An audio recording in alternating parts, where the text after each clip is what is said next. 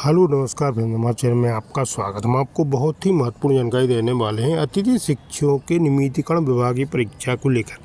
वो जो 50% आरक्षण मिला है उसके संबंध में पूरी विस्तार से जानकारी देने वाला हूँ। बहुत से संगठन अतिथि शिक्षकों के 50% आरक्षण का विरोध कर रहे हैं, जबकि अतिथि शिक्षकों को 15 वर्ष 16 वर्ष हो गए, यह नहीं देखते कि इनको 16 वर्ष हो गए सेवा देते हुए भी, लेकिन 50% आरक्षण मिलने से बहुत से संगठन नाराज हैं। लेकिन शासन ने स्पष्ट कर दिया गया है कि जो 50% आरक्षण दिया जा रहा है वो वापस नहीं लिया जाएगा। अतिथि शिक्षकों को 50% आरक्षण मिलेगा शिक्षक भर्ती में। ठीक है फ्रेंड्स, पूरी विस्तार से मैं जानकारी देने वाला हूँ अतिथि शिक्षकों के 50% आरक्षण को लेकर, विभागीय परीक्षा को लेकर शासन का क्या कहना है, अतिथि शिक्षक संघ के प्रदेश अध्यक्ष का क्या कहना है।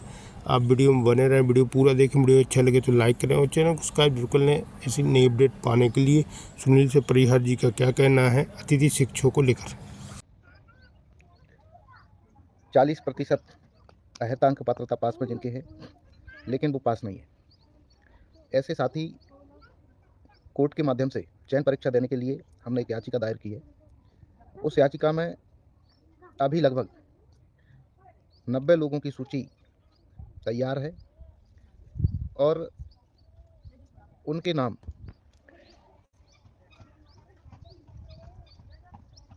कोर्ट में कल भी हमारी लगभग 2-2.5 घंटे इस मुद्दे पर चर्चा हुई थी। किस तरीके से अतिथि शिक्षकों का भला हो सकता है, किस तरह से हम चयन परीक्षा में बैठ सकते हैं। वर्ग 1 वालों ने जो याचिका लगाई थी उसके संबंध में भी हमारी चर्चा हुई है और चाहे वो अतिथि विद्वानों की भांति कोर्ट का मामला हो, पीएससी में भी 40% और 30% अंक लाने पर प्री में उत्तीर्ण माना जाता है और चयन परीक्षा में बैठने की अनुमति होती है। दूसरा हमने रखा है कि ईडब्ल्यूएस को परीक्षा होने के बाद में नियमों में सरकार ने परिवर्तन किया था और ईडब्ल्यूएस को बाद में ही 10% अर्हतांकों की छूट उनको दी थी। यदि अतिथि शिक्षकों को 10% अर्हतांकों की छूट मिलती है, पात्रता परीक्षा में बैठने का अवसर मिलता है, निश्चित रूप से पुराने अतिथि शिक्षकों को लाभ होगा और जो साथी चयन परीक्षा में बैठेंगे, पास होंगे, मैं समझता हूँ उनके नियमित होने के चांस ज़्यादा होंगे। वैसे तो हम सिस्टम से बाहर हैं।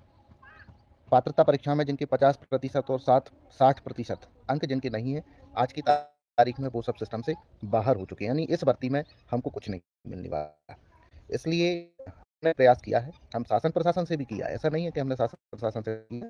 मेरे पास कम से कम 10 लेटर ऐसे आपको मैं बता दूंगा जो आयुक्त महोदय को, प्रमुख सचिव महोदय को और मुख्यमंत्री कार्यालय में मैंने खुद वो लेटर दिए हैं कट ऑफ कम करने के लिए और बोनस अंक देने के लिए। हालांकि कट ऑफ कम करने की घोषणा मुख्यमंत्री जी की नहीं थी, मुख्यमंत्री जी की घोषणा बोनस अंक देने की थी, विभागीय परीक्षा की थी, बाद से गठबंद की थी। और इस तरीके से हम प्रयास करते रहें, प्रयास करने में कोई बुराई नहीं है। कल जबलपुर में मैंने वकीलों से चर्चा की है और अतिथि शिक्षकों को चयन परीक्षा में बैठने की अनुमति दिलवाने के लिए चर्चा की थी। लगभग 71 लोग बहुत पहले से उस संबंध में जुड़े हुए थे और अभी 25-30 लोगों ने और संपर्क किया, उनके नाम और उसमें जोड़ रहे हैं और कोर्ट के माध्यम से एक फॉर्मेट दिया गया है। कुछ साथियों को जो चयन परीक्षा के ग्रुप में है उनको मैंने वो भेजा है।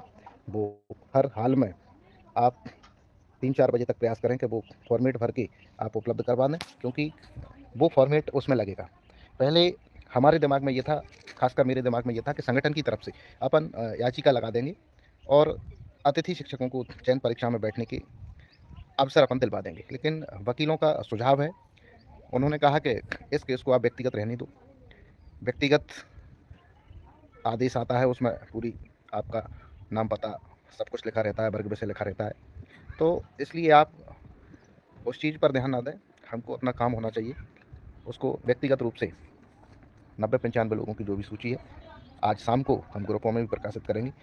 जो सूची वकील साहब के यहाँ 2-3 बजे तक फाइनल करके भेज रहे हैं, उसमें आप अपने नाम चेक कर लें, ताकि आज ही यदि कोई परिवर्तन होना है तो अपन उसमें परिवर्तन कर सकें। कुछ साथियों की ज्वाइनिंग अभी नहीं हो पाई है, उन साथियों से भी कहना चाहता हूँ कि बार बार यदि डीपीआई में आवेदन देने के बाद आपकी ज्वाइनिंग नहीं हो रही तो एक यथावत के लिए भी केस डीपीआई में कोर्ट में लगाया हुआ है, 7-8 लोग हैं उसमें। आप उसका भी अभी ऑर्डर नहीं हुआ, तो आप चाहें तो उसमें शामिल हो। और कोर्ट के माध्यम से चूँकि सुप्रीम कोर्ट का भी एक जजमेंट आया है, उस जजमेंट में स्पष्ट ये आदेश किया है कि अतिथि शिक्षक को अतिथि शिक्षक से रिप्लेस नहीं कर सकते। और ऐसी स्थिति में जब हम रिप्लेस नहीं अतिथि शिक्षक को अतिथि शिक्षक से रिप्लेस नहीं करेंगे, आपका पद खाली है, आप कहीं पर कार्यरत थे, तो आपको ही वहाँ पर अवसर दिया जाएगा। कुछ पद अपडेशन की भी समस्या अभी तक बनी हुई है। वो डीपीआई ने कुछ पदों को होल्ड पर रखा है, और या तो नए सेटअप में आप लोगों के पद उस दायरे में नहीं आ रहे होंगे जो नए सेटअप में उन्होंने किया है, या क्या दिक्कत है वो आप इस संबंध में रविकांत गुप्ता जी से बात कर लें, उनको बताएं कि अभी तक आप लोगों के काम नहीं हुए हैं, तो वो दोबारा से उसको चेक करके यदि संभव है तो करवाने का प्रयास वो करेंगे। और जिनको चयन परीक्षा वाले केस में ऐड होना है, 4 बजे तक आप अपने परीक्षा परिणाम की कॉपी, आधार कार्ड, स्कोर कार्ड, ये सारी चीज़ें व्हाट्सअप कर दें, और इसी नंबर पर आप मुझसे संपर्क कर लें, ताकि 2-4 से जितने लोगों के नाम और जुड़ सकते हैं अपन उसमें जुड़वा देंगे। और जिन साथियों को केस की स्थिति जानना है, अपडेट होना है, 2-4 दिन के अंदर, मैं समझता हूँ कि बुधवार या गुरुवार को जिसको भी जाना हो जाके पूरी स्थिति उसको देख सकते हो, देख लेना। और बुधवार को आप सबको पिटीशन नंबर भी मिल जाएगा, उसके लिए आप लोग परेशान ना हो।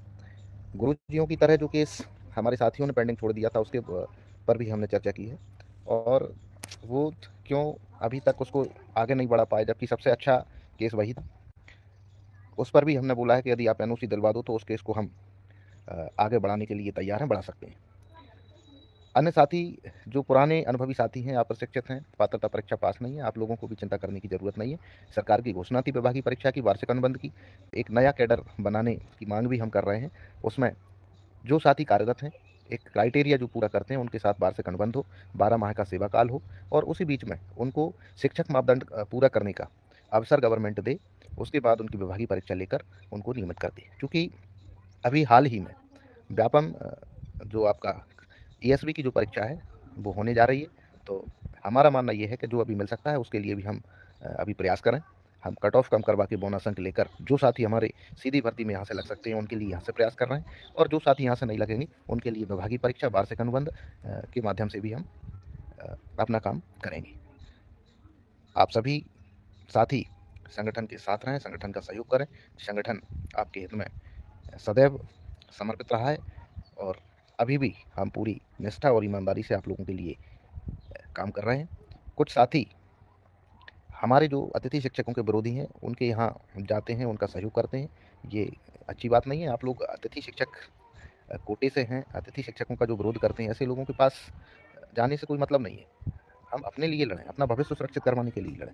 जो लोग विरोध कर रहे हैं उनके पास आप लोग जाएंगे, उनका सहयोग करेंगे, तो उससे आपका ही नुकसान होगा। यदि आप किसी के दिमाग में ये हो कि व्यक्तिगत हमारा नुकसान है, तो हमारा कोई नुकसान नहीं है।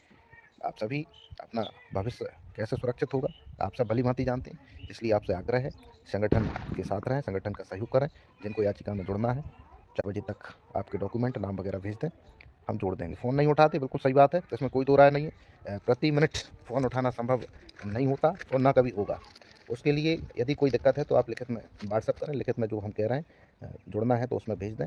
फ़ोन यदि फ्री है तभी फ़ोन उठेगा, फ्री नहीं है तो फ़ोन उठना संभव नहीं है, उसको आप भूल जाओ। क्योंकि ऐसा कोई मिनट नहीं होता जब फ़ोन नहीं आता हो, हमको भी अपने काम करना होता है, आना जाना होता है, तो प्रति व्यक्ति प्रति मिनट तो फ़ोन नहीं उठ सकता। कोई दिक्कत है तो आप लिख के भेज दीजिए, हम आपकी मदद करेंगे, आपका सहयोग करेंगे। धन्यवाद।